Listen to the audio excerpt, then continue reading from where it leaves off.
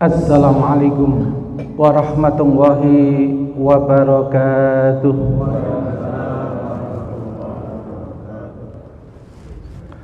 Alhamdulillahil wahidil qahhar alladzi khalaqal jinna wal bashar.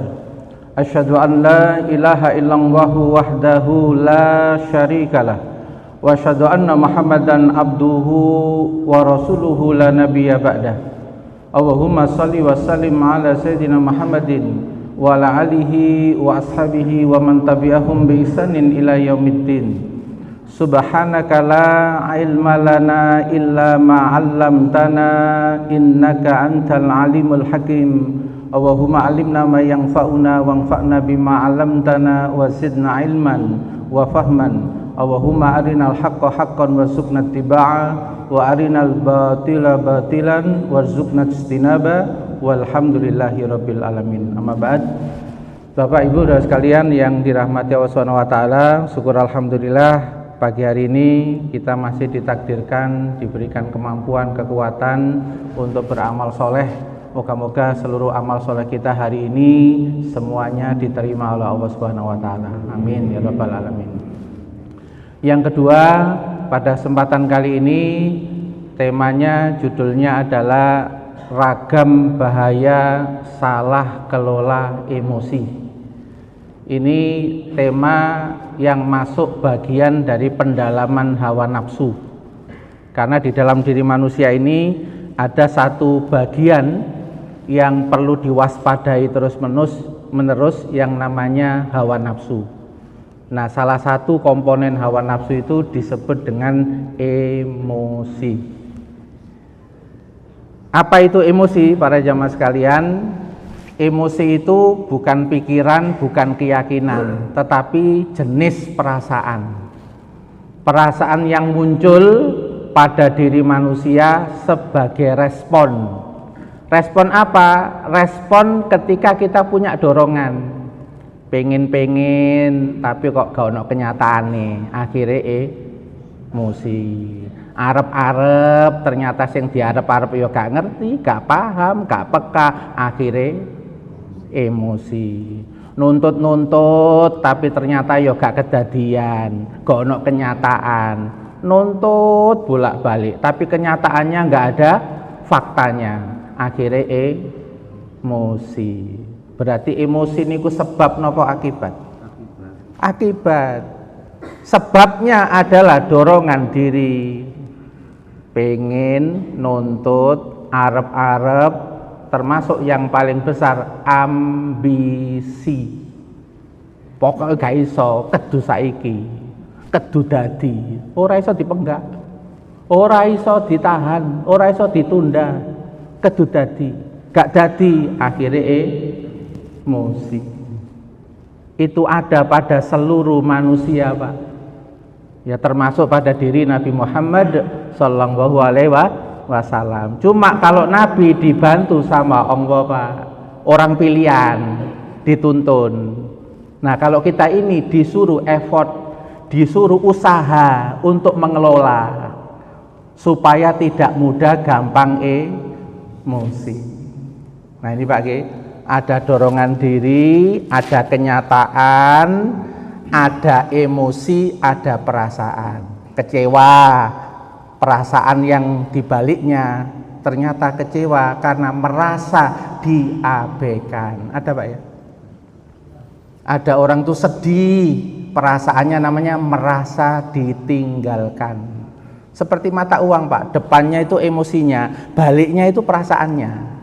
Cuma kebanyakan orang itu kan fokus sama emosinya, akhirnya aksi dan reaksi, Pak, tidak bisa baca perasaannya. Beda sama psikolog, Pak. Kalau psikolog itu lihat emosi, dia baca dulu bukan emosinya, di balik itu ada perasaan. Nah, perasaan itulah yang nanti mau diobatin kalau mau mengelola emosi. Nah, benar Pak, orang itu kalau merasa kehilangan tapi tiba-tiba dia sadar, nih hilang ini pasti ono ganti nih. Kira-kira rada cerah napa mboten wajah, Pak? Nih ono eling kaya ngono iki. Rada cerah. Wong dhek ngomong kehilangan HP, mari ono diganti kakake ya luwih apik kok. Kira-kira guyu napa meneng? Oh, melu guyu. Gitu Pak nggih. Jadi ternyata perasaan itu bisa diobati. Itu. Diobati dengan apa?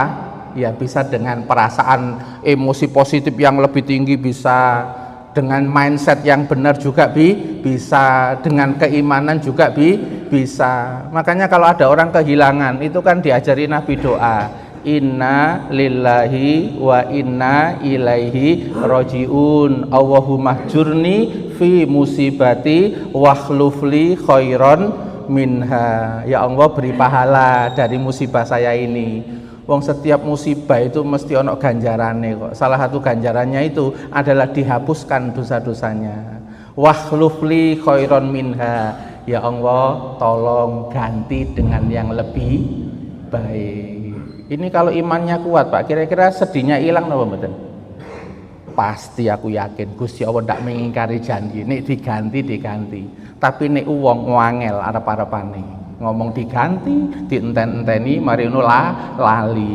Iku menungso, menus kakean dosa. Nggih ngoten niku. Tapi orang kalau percaya sama Allah tidak disia-siakan sama Allah. Innallaha la yukhliful mi'ad. Allah tidak pernah mengingkari janjinya. Itu Pak nggih urutannya Pak ya. Nggak akan muncul emosi kalau orang tuh nggak punya dorongan. Dan dorongan itu semua punya. Kalau tidak berhasil mengelola dorongan saat berhadapan dengan kenyataan, akhirnya bisa muncul emosi. Ini yang pertama para jamaah sekalian. Nah coba kita cek di Al-Quran. Surat Toha ayat 21. Fir'aun ini kan mengirim tukang sihirnya berhadapan sama Nabi Musa. Tukang sihirnya Fir'aun itu satu atau banyak Pak? Banyak Pak, audisi ya Pak. Kerajaan mengadakan audisi penerimaan tukang sihir yang akan menghadapi Nabi Musa. Nah setelah berhadapan-hadapan, ternyata tukang sihirnya itu ya akhirnya membela Fir'aun apa malah membela Nabi Musa? Nah, membela Nabi Musa, malah beriman. Nah pada saat itu Nabi namanya Fir'aun muncul emosi. Coba kita lihat Pak, emosinya Fir'aun itu apa? Ya, kita baca sama yang tadi Pak, yang pakai diagram tadi yang saya buat Pak ya. Namanya emosi itu ada dorongan diri. Dorongannya apa? Ambisi kedu menang. Aku rojo rek, aku wis kebacut ngaku Tuhan. Mosok Tuhan kalah karo Musa. Ya masalah, ambisi Pak nggih, harus menang. Yang kedua, nuntut dihormati. Kon tak bayar loh tukang sihir, tak upahi awakmu iku, tak kumpulno terus tak upahi macam-macam awakmu.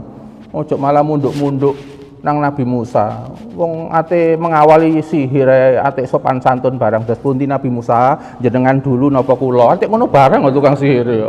Ngono kan gregetno Fir'aun, gak usah sing dihormati kok aku. Namanya Fir'aun itu gila hormat, gila pujian. Itu kalau dalam dunia psikologi itu kena yang namanya NPD Pak, Narcissistic Personality Disorder. Gangguan narsis Pak, kabeh kudu ndelok aku, kabeh kudu nurut aku. Ya, gak nurut awas kon yo, aku mangkel. Nah itu ada Pak jenis penyakit yang sekarang disebut NPD tapi mbiyen wis ana bentuke, yaitu Fir'aun nggih. Kemudian nuntut untuk dituruti, raja Pak. Pasal pertama, raja selalu benar. Pasal kedua, jika raja salah kembali ke pasal kembali ke pertama. Pokoknya kedunu nurut. Namanya rojo. Itu kan psikisnya begitu Pak ya. Nah kenyataannya ternyata tukang sihirnya malah gak izin. Wong beriman kepada Nabi Musa ini kan bertentangan sama kepentinganku. Wis bertentangan gak izin misan. Berarti ini kehormatan Fir'aun ini tergoncang loh betul Pak. Tergoncang. Jadi di dalam dirinya Fir'aun itu muncul perasaan merasa diabaikan. Kabeh menurut aku, Perdana Menteri, Adipati, macam-macam menurut aku. Iki kita undang audisi tukang sihir. Bisa mekitik model kayak ngene iki. Emosi Pak Fir'aun Pak, merasa diabaikan. Yang kedua, merasa dihina. Gitu. Yang ketiga Pak, merasa dikhianati. Coba bayangkan Pak. Ada tiga perasaan ini Pak, umpama itu ada pada diri jenengan Pak, emosinya kira-kira ada sepundi Pak? Heroik napa mboten Pak? Kecewa berat, betul Bu? Marahnya marah berat. Coba jenengan lihat, orang itu kalau sudah frustasi, kecewa berat, marah berat, kira-kira tindakannya ngawur napa mboten? Ngawur Pak, coba bayangkan. Sesungguhnya ia adalah pemimpinmu yang mengajarkan sihir kepadamu. Dia membalikkan fakta Pak. Iki nek tukang-tukang sihir kok malah belo Musa. Iki ketokane sadurunge pertandingan iki wis sak geng ketokane. Ngono Pak. Padahal dia kalah Pak, tapi membuat apa? Alibi, membuat apa? Pernyataan yang sebenarnya nggak ada faktanya. Betul Pak ya? Yang kedua, menghukum Pak, tak potong kon tanganmu, tak potong kakimu secara bersilang. Ini berarti orang ngamuk, frustasi, campur kecewa apa betul? Iya, para jamaah sekalian. Ini loh fenomena emosi. Berarti kalau emosi itu tidak dikelola Pak, potensinya bisa merusak, apalagi emosi itu dibawa oleh orang yang punya kekuasaan, punya kekuatan. Itu bisa menghancurkan berbagai aspek kehidupan. Nah, makanya tema kita ini kan bicaranya bahaya kalau salah kelola emosi. Coba kita lanjutkan berikutnya, Pak. Oke. Nah, yang kedua para jamaah sekalian, ya, nanti yang perlu digarisbawahi kalau belajar tentang psikologi umum dan psikologi Islam. Kalau psikologi umum itu bicaranya itu emosi positif, emosi negatif. Tapi kalau psikologi Islam itu sudah bicara nilai, emosi yang benar dan emosi yang salah. Ya. Contoh misalnya, seneng niku positif napa negatif? Positif, tapi dalam Islam didetili lagi. Gak setiap seneng itu kemudian menjadi positif. Contoh, seneng maksiat. Ono uang Pak, ya ditinggal koncone bengi-bengi gak dijak kok nang nek klub kok. Padahal gratis jadi jandekno. Marono subuh-subuh telepon, kon kok ngono kon. Lho Pak, iki berarti terus pundi Pak model wong koyo ini iki Pak. Berarti seneng maksiat apa mboten? Umpama gak seneng maksiat ya gak nyesel Pak, gak dijak kok. Nggih ta Pak nggih? Saking senenge iku makane kemudian nelpon koncone. Kon iku kanca apa ora? Kanca sampai lali model apa? Sampai ngono barang. Nggih Pak nggih? Nah ini namanya apa? Seneng maksiat disebut dengan emosi yang salah. Betul nggih? Takut itu negatif atau positif? Negatif kalau dalam psikologi umum, Pak. Tapi kalau takut neraka, positif. Takut kepada Allah, oh positif. Takut tidak diperhatikan lagi sama Allah, positif atau positif? Positif. Nah makanya di dalam Islam itu nggak hanya sekedar ini positif, ini negatif, tapi diteruskan Pak, emosi positif tapi yang benar. Itu ya, makanya pembagiannya bukan lagi positif dan negatif, tapi emosi benar dan emosi yang salah. Clear Pak ya Pak, ini nih, supaya nanti kalau bisa membedakan, karena kita belajar Islam berarti melengkapi dan menyempurnakan. Kalau psikologi umum itu bicara apa adanya, kecewa, sedih, tapi belum didetili. Kalau untuk menjadi sebuah penilaian benar dan salah, maka harus butuh yang namanya agama. Maka muncullah konsep yang namanya psikologi Islam. Nah, berikutnya para jamaah sekalian.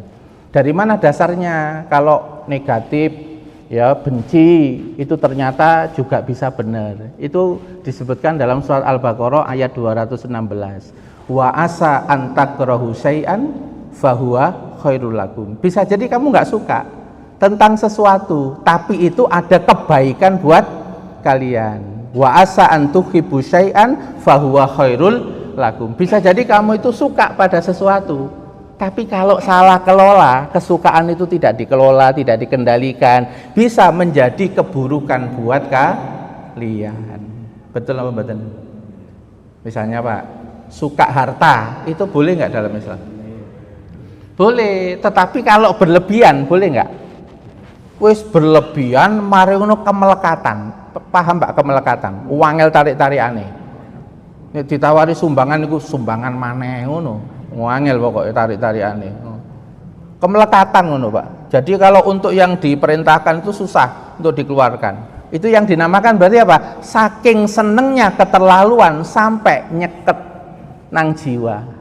Sampai tidak bisa proporsional mana yang harus dikeluarkan dan mana yang tidak. Nah ini yang dinamakan butuh pengendalian, butuh pengelolaan. Para jamaah sekalian, kalau salah kelola nanti ya para jamaah sekalian, Orang itu kalau emosinya positif salah kelola, misalnya seneng sama harta, saking salah kelolanya kesenangannya berlebihan, gelek dunia itu sampai wajahnya kayak dunia Pak ya, sampai muncul ayat alha kumut takatsur hatta zurtumul maqabir, moro-moro ndadak mati kaget deh, lho wis wae mati.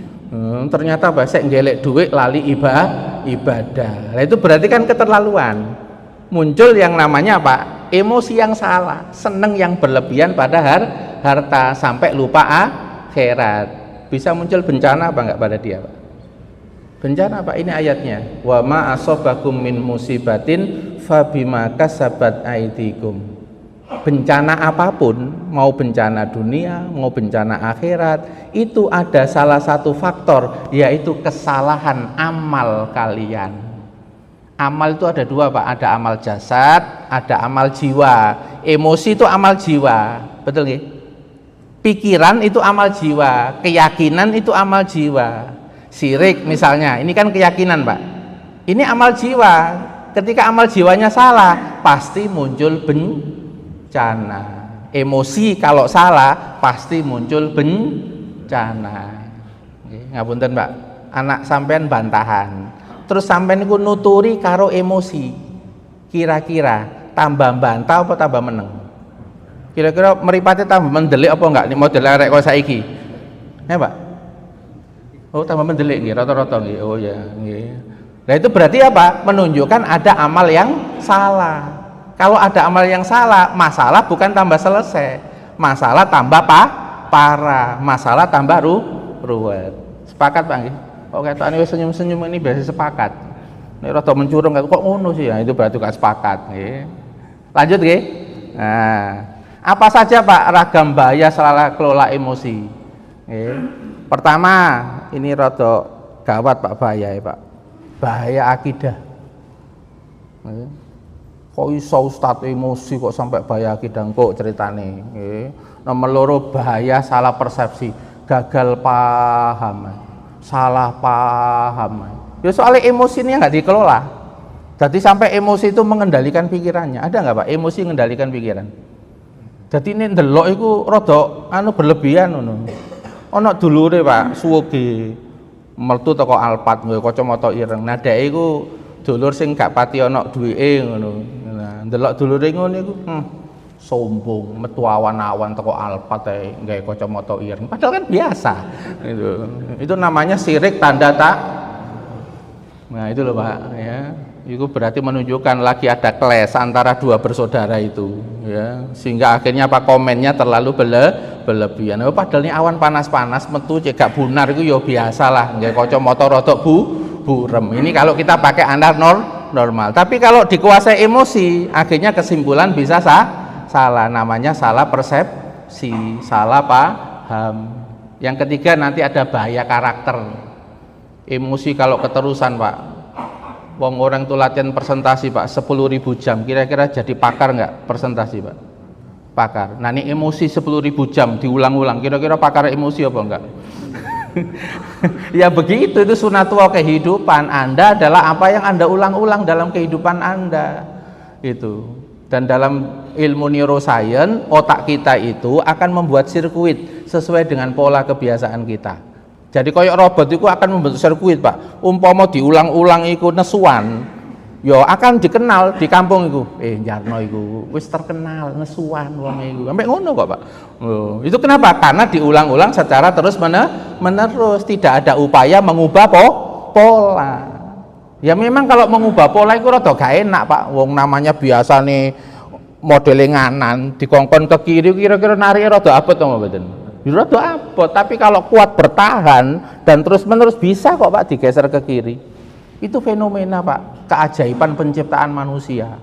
Sing welek musuhnya Islam gak karu-karuan, ngono lho, jeketek. Jeketek itu maksudnya tiba-tiba itu Pak. Ya, ngono iku endingnya lho husnul khotimah, bisa apa enggak? Umar bin Khattab, nggih. Khalid bin Walid itu termasuk yang membunuh beberapa pasukan yang di perang Uhud. Tapi husnul khotimah no betul.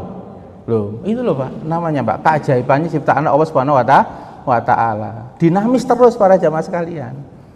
Nah, makanya kemudian dikasih warning, reminder, hati-hati yo. Kon nek biasakno sing elek itu nanti bisa mendominasi.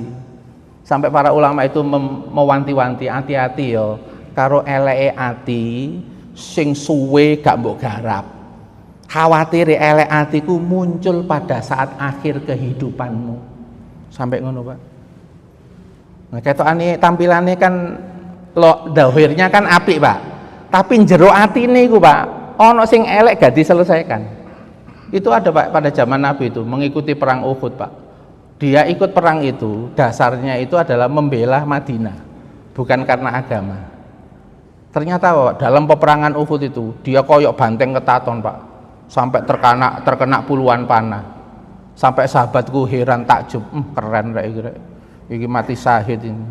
Ternyata, Pak, pada saat dia kena senjata ndak kuat dia bunuh diri. Dan Rasul mengatakan pada saat dia berangkat menuju Madinah bukan untuk meninggikan agama Allah, semata-mata hanya untuk mempertahankan kehormatan kampungnya. Berarti niat itu penting, loh, niat itu penting, Pak. Niat itu di dalam jiwa, di dalam organ jiwa, itu kolbu sama akal, ya, mengendalikan supaya punya niat yang benar. Yang keempat, nanti ada bahaya relasi, Pak. Kira-kira nih wong iku emosian, Pak, koncone akeh apa didik, Pak? Orang ku nek emosian, kira-kira jenengan ku nek cedek nyaman apa enggak nyaman? Nek gak nyaman iku suwe apa sebentar, Pak? Sebentar. Bisa membahayakan relasi napa mboten? Ono kok sak kamar lho gak betah, Pak. Sampai gulungi telu jejer kanan kiri. Iku sak kamar sampean iki. Gara-gara apa? Tidak mengelola emosi. Ya sing bingung kan anake lho. Napa papa mama ini? Ya. Kok gulingnya kok 4 kanan tengah-tengah, kanan kiri yang betul, Pak, ya? Ya, naudzubillah min dzalik. Yang kelima, bahaya kriminalitas. Saiki kan wis nek mbiyen kan memorandum dengan waca rata-rata iku mesti ana emosine sik. Emosi nggak terkelola, mari ono frustasi, ngawur gak karu-karuan. Akhirnya terjadi kriminalitas. 5, ya. Ini umum dulu, Pak, baru penjelasan. 6, kalau nggak hati-hati, Pak, gampang loro fisike. Gak hanya fisike, Pak. Nanti lama-kelamaan kena yang namanya penyakit mental. Kok ketokane kok rada meneng kabeh. Kok medeni ngono, Ustaz, pembahasannya, Ustaz. Ya memang kedu medeni, Pak. Soalnya itu kita itu disuruh berdoa, Allahumma inna na'udzubika min sururi anfusina. Ya Allah, saya berlindung dari keburukan diri saya. Nah, keburukan diri saya itu salah satunya namanya emosi. Itu kalau tidak hati-hati, nggak dikelola, nggak dikendalikan, nggak ditreatment, potensinya diantaranya punya 6 bahaya.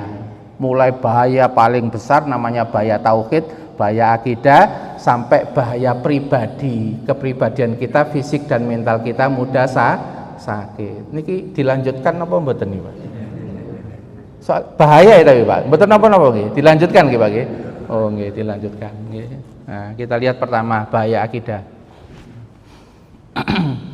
Ini emosinya positif kalau dalam dalam psikologi umum. Seneng itu biasanya ono ceria apa enggak, Pak? Ono semangatnya apa enggak, Pak? Ada.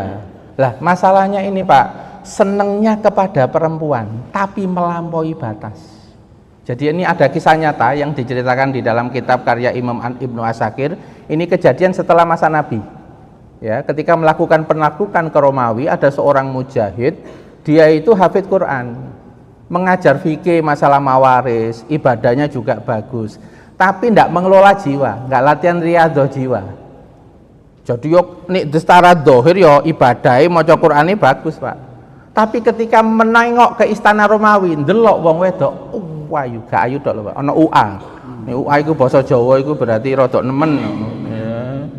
Ya. Lah iku gak pernah ndelok, Pak. Ya, gak pernah ndelok sepanjang sejarah nang Arab kok ono model-model koyo ngene. Makanya kan jenengan kalau haji atau umrah itu kan kudu hati-hati, Pak. Ya, aja padakno wanita Indonesia apa malih Gunung Kidul karo sing teko Pakistan teko mana gitu. Mengenai kadang-kadang kan dilingno hehehe noleh sapa iku noleh sapa. Betul Pak nggih? Nah, itu sebenarnya kita lagi dikasih pelajaran sama Allah, harus mengelola seneng gitu. Karena seneng ini kalau enggak hati-hati, kalau salah sasaran, itu kita bisa dikendalikan oleh seneng itu. Betul Pak? Itu. Kalau dalam bahasa hadis itu senengnya kamu kepada sesuatu membutakan kamu dan menulikan kamu dalam bahasa hadisnya itu. Kalau buta dan tuli kira-kira nih diingatkan menerima masukan kira-kira nerima atau mboten? Mboten, Bu. Ya. Ini termasuk ini, Pak, sampai keluar Islam, ya. Akhirnya apa? Hafid Quran tapi yang diingat cuma 2 ayat ketika ditanya.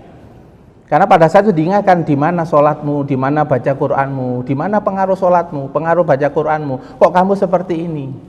Dia mengatakan cuma ada 2 ayat saja yang saya ingat. Apa itu? Rubbama yawaddul ladzina kafaru law kanu muslimin.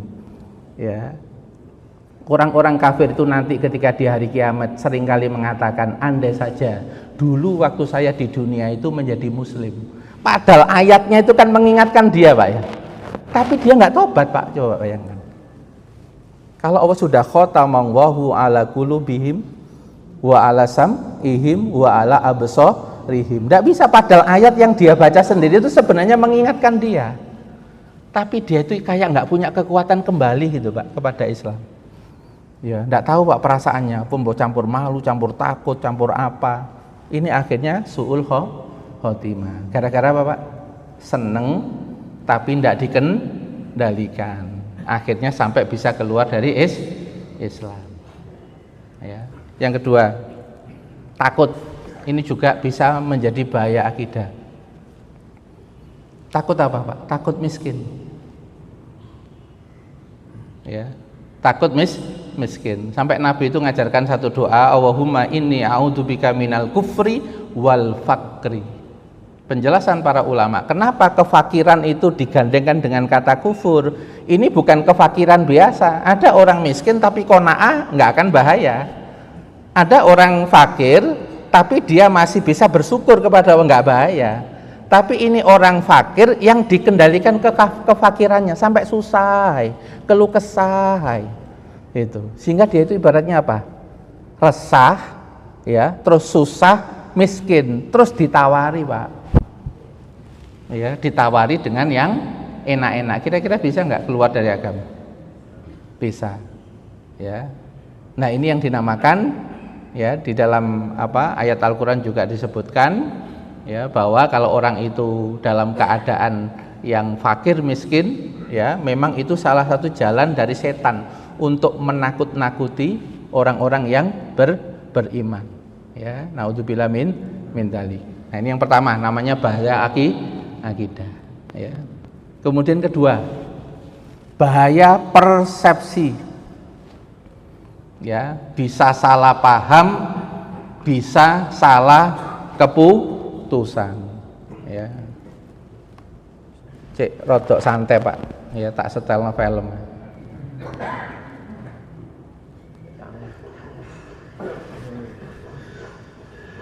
Iki ono wong lagi seneng, Pak, nyetir, Pak. Antusias.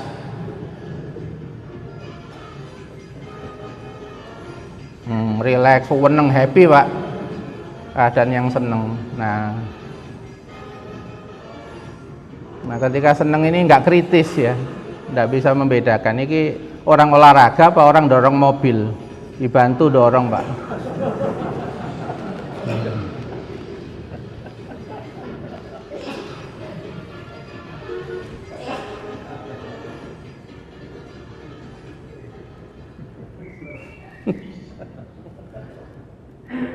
Bisa nggak, Pak, dalam kehidupan gara-gara terlalu seneng akhirnya salah paham, salah persepsi? Bisa terjadi, Pak? Bisa. Itu. Karena seneng yang berlebihan itu daya kritis akal itu bisa menurun. Ya. Dan ini biasanya dipakai dalam dunia marketing.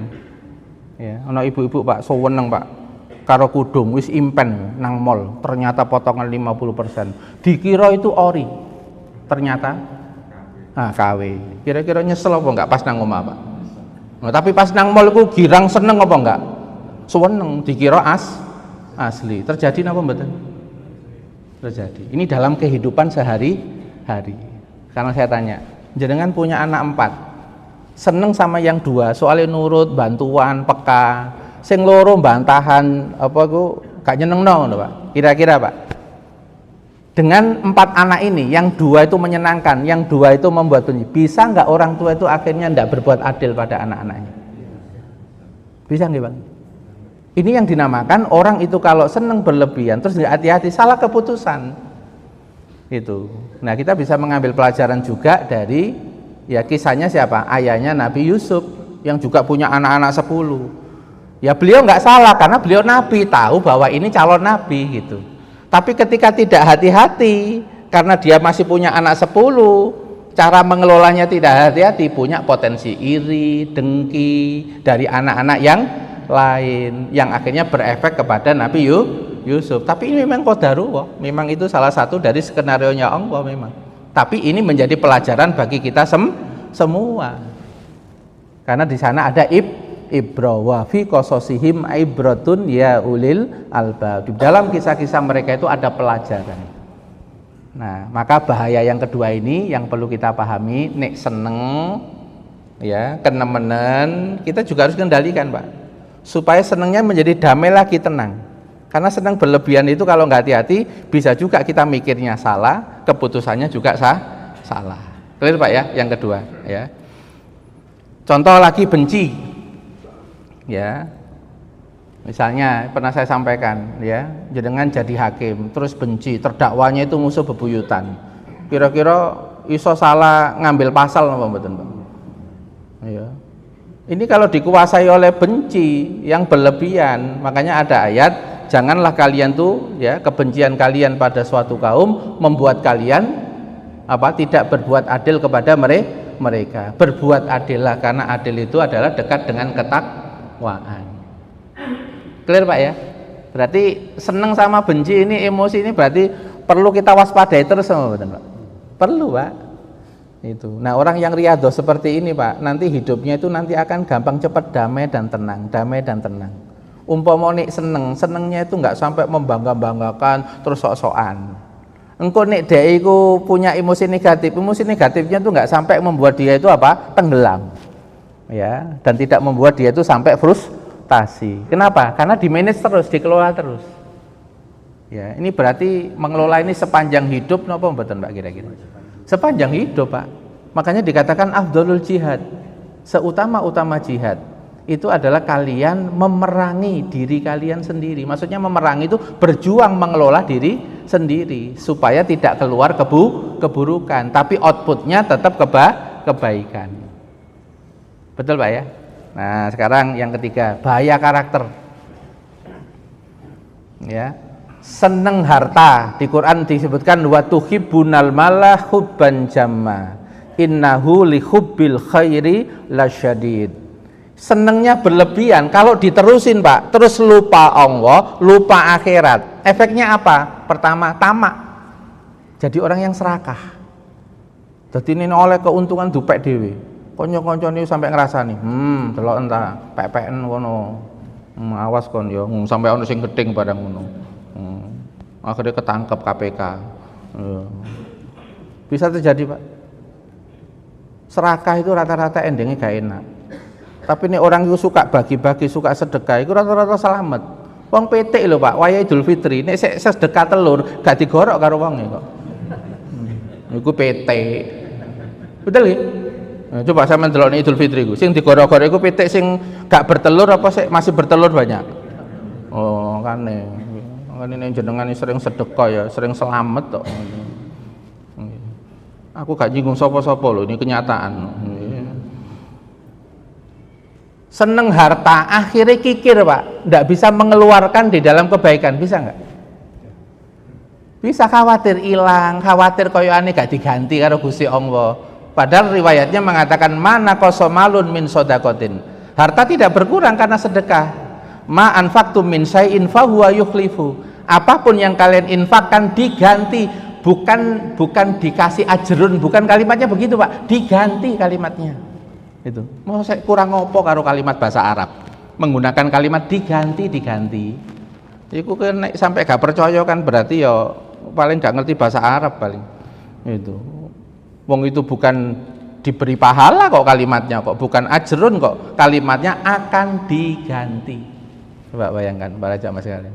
Berarti kalau orang itu tahu seperti ini, ingat Allah, ingat akhirat, seneng pada harta, kalau masih ingat itu bisa dikendalikan akhirnya nggak Pak? Bisa. Karena dia lebih yakin dengan apa yang dijanjikan sama Allah daripada apa yang dia pegang sekarang. Karena apa yang dia pegang bisa nggak mendadak dihabiskan sama Allah? Bisa Pak, itu gelombang tsunami dulu di Aceh itu dalam waktu 5 menit itu sudah habis, padahal dikumpulkan puluhan tahun itu. Ya dulu pernah ada yang juga pakai krisis ekonomi.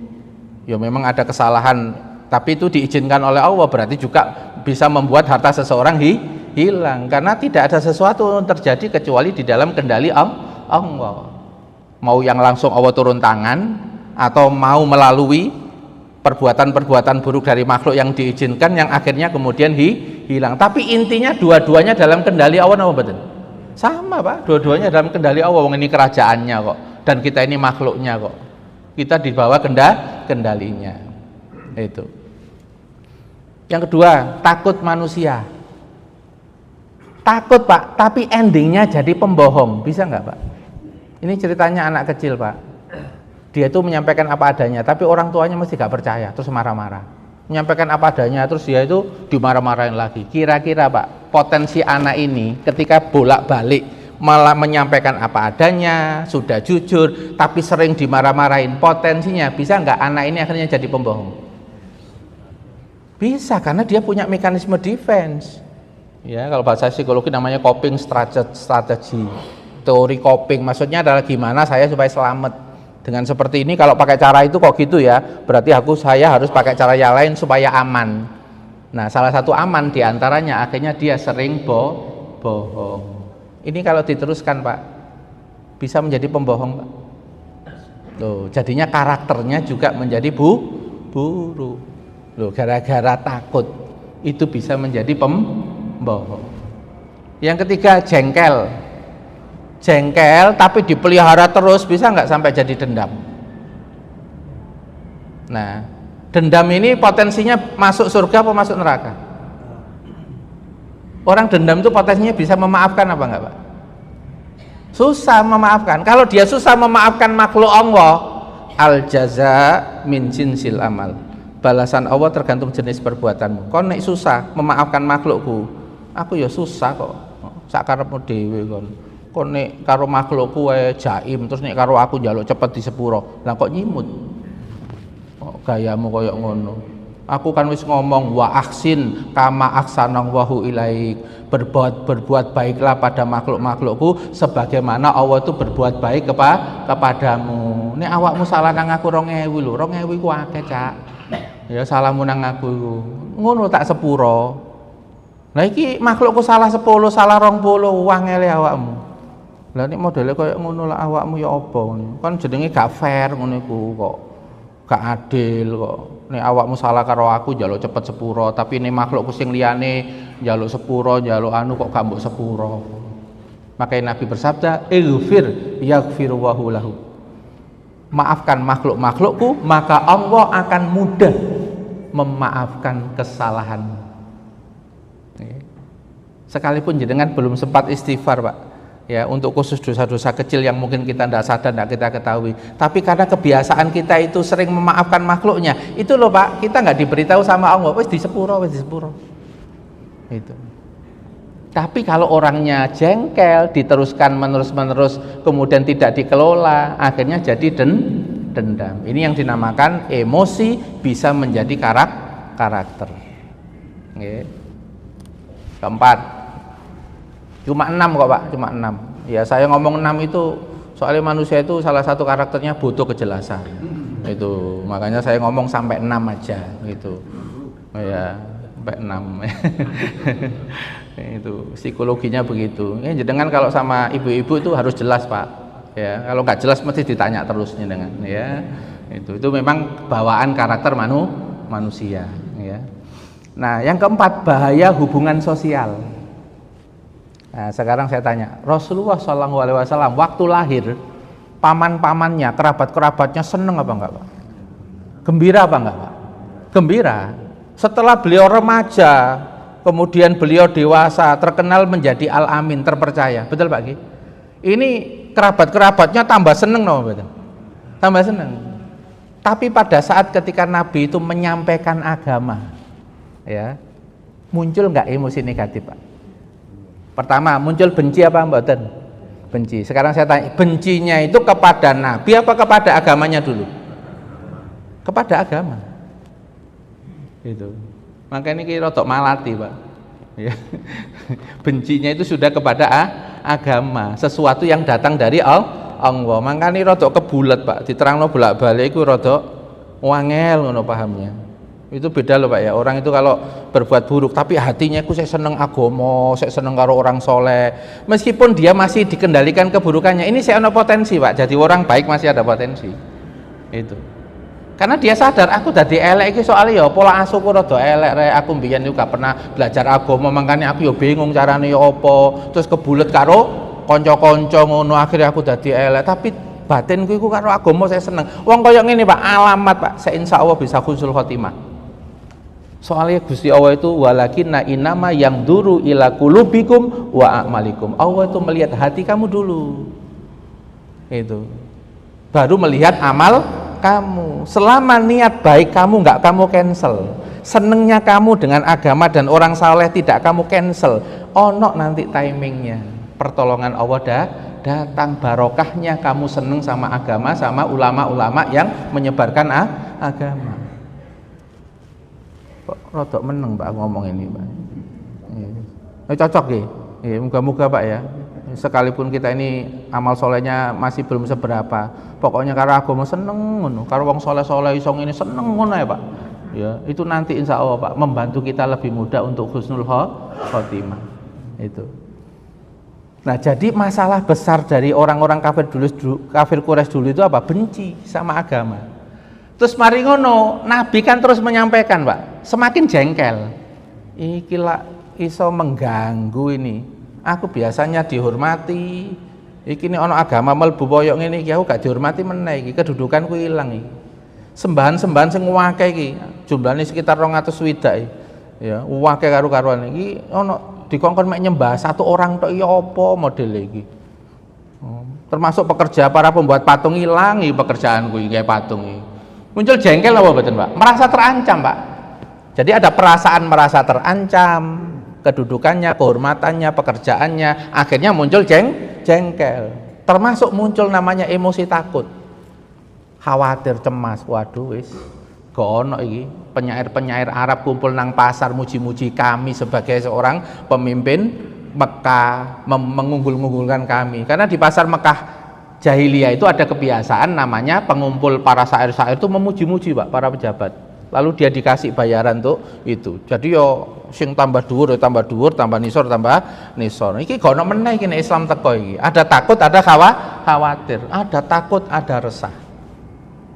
Akhirnya apa Pak? Muncul yang namanya bagdo, permusuhan.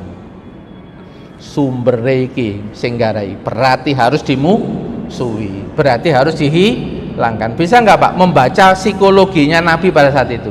Sebenarnya ini bukan pertarungan antara ponakan sama paman, tapi ini adalah pertarungan antara keyakinan sama keyakinan, pertarungan kehormatan dengan kehormatan. Ini kehormatan yang diturunkan oleh Allah yaitu agama, tapi ini kehormatan yang diunggul-unggulkan oleh orang kafir Quraisy. Akhirnya hubungan sosialnya jadi petal apa mboten? Yang metal itu Nabi dulu apa paman-pamannya yang Abu Lahab, Abu Jahal? Paman dulu. Wong Nabi itu kalau ada yang sakit juga tetap didatangi kok. Nabi itu sudah menampakkan akhlak yang mulia Pak. Itu. Berarti ini problemnya bukan di personnya. Iku kan beda Pak, nek koyok model koyok kini-kini termasuk kula niku. Misale kula dakwah, terus wong kok gak nerima dakwahku, ojo karena akhlakku. Nggih ta Pak nggih? Sapa sing jamin? Ya, bukan dia menolak bisa jadi mungkin awakmu gak perhatian karo dhek, pas di WA gak dijawab-jawab. Ya ditakoni gak jawab-jawab padahal ketelisut Pak, misalnya itu. Ya namanya kan kita nggak pernah tahu, gitu Pak. Itu. Nah, tapi kalau Nabi Pak dijamin Pak akhlaknya terbaik. Sampai Quran mengatakan wa innaka la'ala khuluqin adzim. Sesungguhnya engkau Nabi memiliki akhlak yang agung. akhlak yang mulia. Yang jamin langsung Quran. Jadi Nabi ditolak ini bukan karena akhlak beliau, tetapi apa? Karena membawa agama yang itu dianggap membahayakan dan menyengsarakan orang Mekah. Tapi itu fakta nopo perasaan mereka aja? Perasaan gitu. Makanya sahabat Umar bin Khattab ketika mendengar bacaan surat Toha ma anzalna alaikal qur'ana litashqa, Toha, tidaklah kami menurunkan kepada engkau Al-Quran ini ya bukan untuk membuat sengsara. Itu yang ayat yang membuat akhirnya sahabat Umar bin Khattab masuk Islam, Pak. Mendengar itu mikir beliau, iya ya tak delok-delok, tak pikir-pikir, tak renung-renung, apa sih Nabi itu? Akhlaknya bagus, ya gak pernah ngerusak, malah ditindas, malah bertahan aja, nggak balik menyerang. Jane sih nggak bener iki kelompokku ini. Akhirnya masuk ke dalam Islam. Betul Pak Ki? Jadi jenengan kalau nanti ada hubungan sosial yang tidak nyaman, itu biasanya mesti ada perasaan Pak yang dominan. Jenengan misalnya masuk komunitas, kok ono sing nggak nyaman hubungan, mesti di situ ada perasaan yang bermasalah, ada emosi yang bermasalah. Nah itu yang diselesaikan itu adalah apa? Emosinya dulu. Ya gimana bencinya itu jadi lumer, bencinya nggak terlalu nemen, kecewanya itu atau sedihnya nggak terlalu lumer. Jadi kadang-kadang ya perlu digembirakan Pak. Teknik awal itu ya wis gak membahas masalah sih. Nggih sami Pak, jenengan ten keluarga nggih ngoten nanti sama istri sama anak, mungkin dalam komunikasi kok ada problem, ya dibuat vibe positif dulu. Ngono iku lho bisa cair-cair sendiri apa mboten? Cair-cair sendiri Pak. Terus baru ngomong, ya maafin ya kemarin aku lagi bingung, konco-koncoku lho maksa-maksa nang WA, aku gak iso jawab ayah tersinggung sepurane ya. Dia menyatakan dia itu bingung ngadepi temennya antara jawab ayah apa temennya. Oh alah, anakku itu ternyata masih mengelola emosi, gurung lihai. Ya rodok mirip aku mbiyen berarti. Akhirnya memaklumi, anaknya dimaafkan. Oke, 4. 5. Oh niki 4 dulu nggih. Yang contoh kedua. Nek 5 langsung kok ketokane kok seneng langsung nggih. Jenengan punya persoalan dengan orang ya, teman alumni, bisa nggak akhirnya putus hubungan? Dengan keluarga besar gara-gara masalah warisan gak adil, bisa nggak akhirnya putus hubungan? Bisa. Habis pertemuan besar, keluarga besar ya. Terus mari ngono sampean itu koyo gak diperhatikan ngono, Pak. Sing liyane kok kerabat sing liyane koyo disopo, disiapin, sampean itu koyo diabaikan ngono. Tapi ku perasaan sampean dhewe. Soalnya pas wong iku ngurusi sampean gak ngerti nek sampean wis teko ngono lho ya ceritane iku. Nah, akhirnya kemudian bisa nggak gara-gara itu putus silaturahim? Merasa nggak diperhatikan, merasa diabaikan. Hari ngono mulai tapi tanpa pamit. Bisa terjadi, Pak. Nah, itu berarti ya kerabat sing situ iku rada sensitifan berarti. Mungkin ada problem psikis ya, mari tukaran karo bojone ya. Sensitif, mari ketemu untuk pertemuan keluarga model yang ngono, tambah nemen apa mboten? Nah itu ya, itu kalau tidak dikelola Pak, banyak sekali kasus-kasus akhirnya keluarga besar itu putus silaturahim. Itu betul nggak Pak? Nah ini yang keempat. Yang kelima, bahaya tindak kriminalitas. Ya, ada orang ditagih hutang Pak. Ya. Biasanya dia punya takut apa enggak Pak? Terus yang nagih ku gayahe rada preman. Terus berkali-kali. Ini potensinya bisa tertekan apa enggak Pak? Takut tertekan. Yang terjadi kasusnya di salah satu wilayah Jawa Timur, bunuh diri. Soalnya gak kuat meneh ditekan-tekan. Takut kemudian tertekan akhirnya sampai bunuh diri. Terjadi kriminalitas nomor betul. Kriminal karena dia nggak hanya bunuh diri dia saja Pak, anaknya juga diracun. Bapak bayangkan. Itu gara-gara apa? Takut yang tidak dikelola. Makanya kalau ada takut, salah satunya sarannya adalah Pak, mencari dukungan. Kalau ada problem tidak bisa diselesaikan sendiri, itu harus cari dukungan. Anda masih punya keluarga, ya. Misalnya ada orang yang nagih-nagih, ngancam-ngancam, dia kan ngancam, tapi kan dia tidak tahu aturan hukum. Kalau kamu ngancam, tak laporkan Pak RT. Ya, jadi kalau ada yang ngacam-ngacam begitu kan, ini kan RT, ada aturan mainnya. Ini kalau paham Pak ya, kalau paham takutnya kan bisa di-manage karena dia merasa nyaman di kampung itu yang RT-nya juga memperhatikan, warganya kompak, akhirnya kira-kira takutnya bisa dieliminir. Bisa. Tapi kalau ini sendirian, terus terjadi bolak-balik, terus dia nggak terbuka sama orang, loh ini loh Pak, bisa terjadi kriminalitas. Ya, padahal dalam Al-Quran dikatakan, janganlah kalian membunuh anak kalian min imlakin, wala taqtulu auladakum min imlakin. Janganlah membunuh anak-anak kalian karena takut kemiskinan. Ya, nahnu narzukuhum, kami yang memberi rezeki mereka dan memberi rezeki kepada kalian. 5. Bahaya kriminalitas, contoh yang lain kisahnya Qabil dan Habil. Ya. Qabil itu akhirnya oleh sing ayu napa oleh sing elek? Qabil Pak, Qabil sama Habil, pernah baca ceritanya Qabil sama Habil Pak? Qabil itu kan pengennya oleh sing ayu, tapi kenyataannya oleh sing elek. Kira-kira cegak apa enggak Qabil Pak? Ya, cegak itu sampai kecewa napa mboten? Kecewa berat. Iki nek pengennya sudah jadi ambisi, akhirnya bisa enggak? Akhirnya jadi marah. Sopo sumber iki? Sumbere sapa iki? Dia gak wani Pak, nek sumbere keputusane Gusti Allah gak wani. Menantang Gusti Allah ya penyet awakmu. Akhirnya dia iku nyasar, sing disasar sapa? Dulure. Iki nek gak ono dulurku kan gak ono aturan model kaya ngene. Ngono Pak model Pak wong mikir kadang-kadang. Ya, akhirnya marah kepada saudaranya. Makanya ayat yang mengatakan maka hawa nafsu Qabil menjadikannya menganggap mudah membunuh saudaranya. Karena sudah dikuasai oleh ambisi. Pokoknya oleh sekali dulur-duluran sampai ngono Pak. Orang tuh kalau sudah ambisi Pak buta. Itu tidak peduli kerabat, tidak peduli teman, tidak peduli aturan. Engkau urusan guri. Ternyata setelah urusan guri bingung napa mboten? Bingung, nyesel deh, ya apa iki meninggal sampai burung gagak yang ngajari nggih. Ono menungso ya sampai diajari burung gagak, ini pelecehan apa mboten ini? Ini sebenarnya kan lagi ditegur sama Allah Subhanahu wa taala. Awakmu iku sok-sokan koyo raja ae sewenang-wenang, moro-moro ngurus dulurmu mati gak iso. Ya, sampai kedu diajari karo burung gagak. Ojo ngono lah jadi makhluk. Ya, wong iku ya padha-padha makhluke Gusti Allah. Sing enak kan ya apa tentrem, nyaman, saling support, saling membantu. Betul nggih Pak nggih? Urip kalau di bawah seperti itu jadi nyaman apa enggak? Dan itu ajaran Islam Pak yang mengajarkan itu. Bagaimana bersikap dengan musuh, bagaimana bersikap dengan teman, bagaimana bersikap dengan orang yang menyakiti, diajari semua Pak. Supaya terjadi apa? Tetap harmoni. Itu, tetap harmoni satu dengan yang lain. Rahmatan lil alamin. Nggih. Ini 6. Iki sing rada medeni. Terakhir tapi medeni. Ternyata kalau orang salah kelola emosi, potensinya kesehatan mental dan fisiknya bisa memburuk.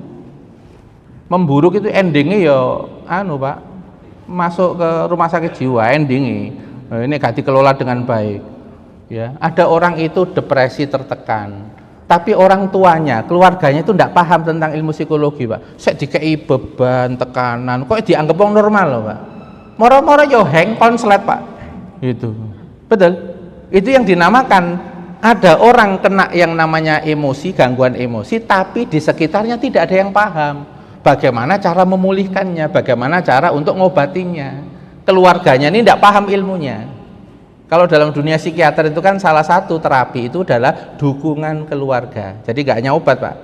Nggak dikei obat tok mengatur mood, tapi keluarga niku mancing-mancing emosi ae. Ya padha karo dikei diturunkan moodnya sama obat, mari ngono keluarganya menaikkan emosi, diombeni meneh, naikkan emosi, kira-kira tambah waras apa tambah. Loh itu loh Pak, itu kan gak match Pak. Ya sama dengan jenengan lah Pak, datang ke dokter sakit fisik. Ya tapi jenengan dikasih pantangan, obatnya sampean pangan, pantangannya sampean pangan, terus sampean ngomong nang dokter, dok gak cocok resepnya. Ngomong model kayak ngono iku ya Pak model ini. Iku sak menang-menange dhewe.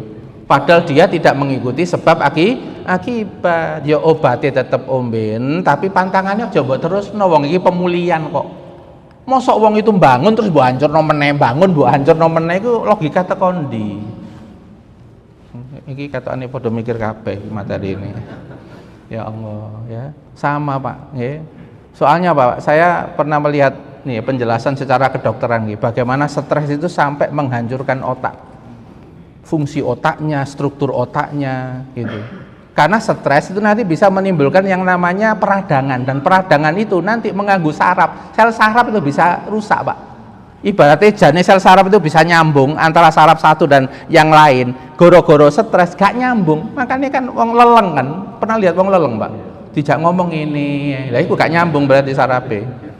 Berarti itu ada stres yang sangat kuat. Nah itu terjadi bukan sehari dua hari, Pak. Bisa berbulan-bulan.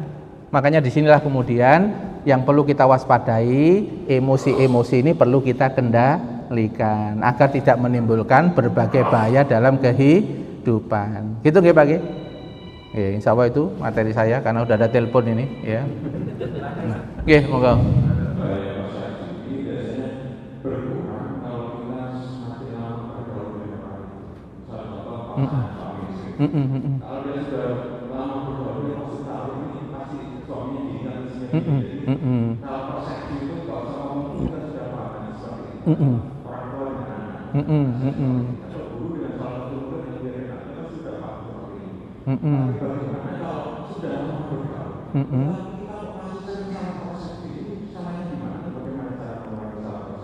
Iya.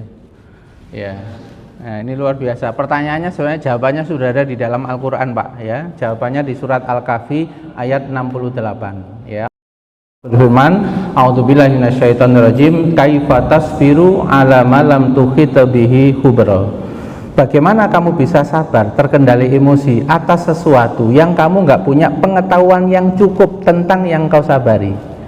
Biasanya ini ada Pak kisah nyata yang sampai berlaku sampai sepuh Pak, tukaran wis tuwek 70 iku Pak. Jadi sing anak-anake karo putune iku rada ndelomong lapo mbah-mbah.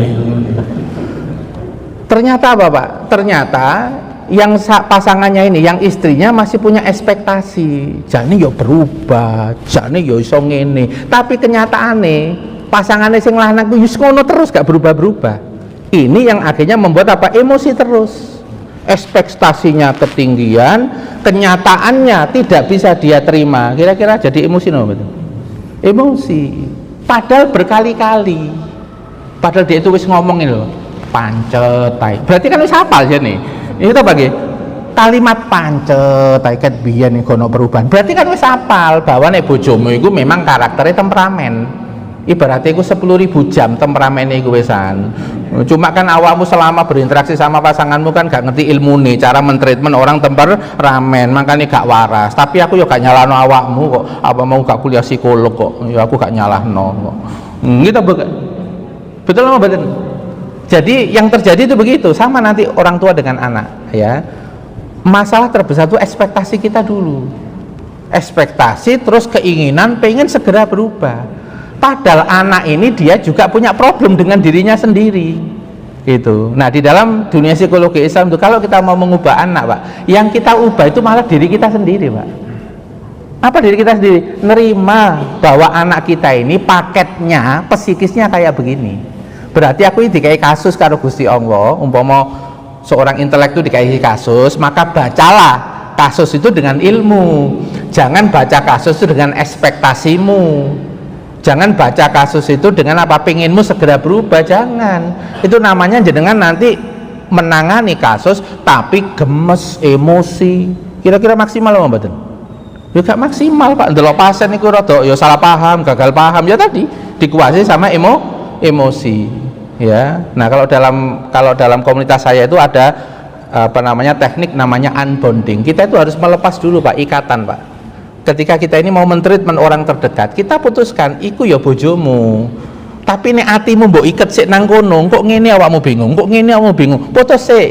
Iku dhewe sik kena takdire Gusti Allah, dikei masalah kaya ngono. Nah, dibawa kemana ikatan tadi? Dibawa kepada Allah, Pak. Ya Allah, niki pasangan saya, kula nggih pun apal temperamen, kula nggih pun apal keluarga besar iku nek rapat-rapat ngono iku ya ekspresif, heroik, kadang ya gak mari masalah, kula nggih pun apal ngoten niku ya Allah. Nggih saya terima pasangan saya seperti ini. Tolong bantu saya ya Allah, ajari saya bagaimana mentreatment pasangan saya. Ini kira-kira nek ngomongin ngono rada rileks apa enggak Pak berhadapan? Ini namanya sudah punya mental perawat. Orang tuh kalau mau ngubah orang harus mentalnya perawat. Mentalnya perawat itu emosian apa tenang, Pak? Tenang. Meskipun pasien itu ngomong gak karu-karuan, dia tenang. Soalnya dia duwe ilmu, Pak. Ya pantas pasien itu ngomong ini, komen ini, dia gak duwe ilmu kok. Apa tak seriusi? Ya omongan wong gak duwe ilmu kok tak lebokno ngati. Ya salahnya aku dhewe berarti. Paham nggih? Itu teknik-tekniknya itu begitu, Pak. Nah, sehingga kalau tekniknya itu kita nguasai, mentalnya bagus, perawat, ekspektasi kita ini kita alihkan kepada Allah, terus kita pasrahkan kepada Allah kapan jadinya, kapan baiknya, ya ini di extend berapapun kan jadi amal soleh saya ya Allah untuk mentreatment anak saya atau pasangan saya. Kalau mekanisme begini lebih tenang apa enggak nanti? Tenang. Nah itu Pak tekniknya, caranya. Kalau kita pengen berinteraksi dengan siapapun, kita bukan pengendali orang, Pak. Nabi Nuh loh nggak bisa, Pak, membuat baik anaknya. Nabi Lut juga nggak bisa membuat baik istrinya. Nabi Muhammad juga tidak bisa membuat baik seluruh kerabatnya. Tetap ada batas kita ini. Yang disuruh oleh Allah adalah innang woha la yughayyiru ma biqaumin hatta yughayyiru ma bi anfusihim. Allah tidak akan merubah nasib suatu kaum, termasuk orang-orang sekitar kamu, termasuk dirimu, kalau kamu nggak mengubah dirimu sendiri. Karena kualitasmu itu nanti akan berefek pada orang.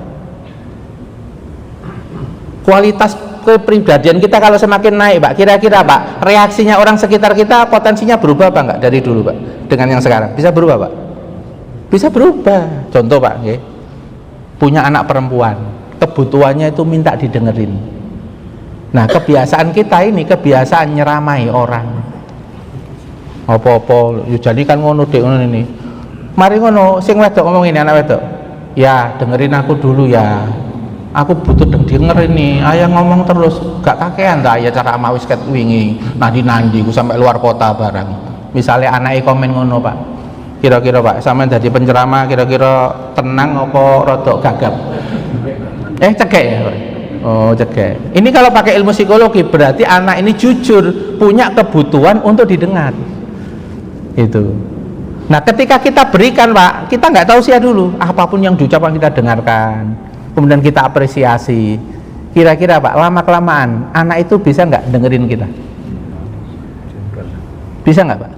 Bisa, karena dia sudah damai dulu mendapatkan kebutuhan jiwanya. Makanya kalau strategi mengubah orang itu, Pak, kita itu ibaratnya kayak pawang. Yo kedu kecatek sih. Sama misalnya jadi pawang ulo terus gak kena bisa, yo gak ono, Pak, ceritanya ngono iku. Podo, Pak, sama nih jadi pawang bojo istri yo sampean gak iso, gak kena sentakane yo gak iso. Jarno kok engko lah kebal-kebal dhewe sampean.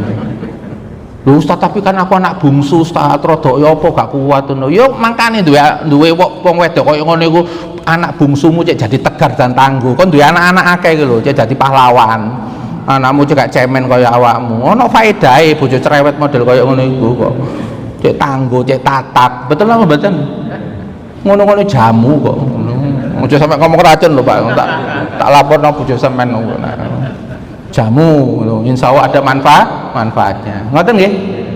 Moga-moga bermanfaat bagi saya, panjenengan semua. Allah menolong kita mengamalkannya. Amin ya robbal alamin. Tetap dengan istighfar. Astagfirullahaladzim, astagfirullahaladzim, astagfirullahaladzim. Subhanaka Allahumma bihamdik, asyhadu an la ilaha illa anta, astaghfiruka wa atubu ilaik. Assalamualaikum warahmatullahi wabarakatuh.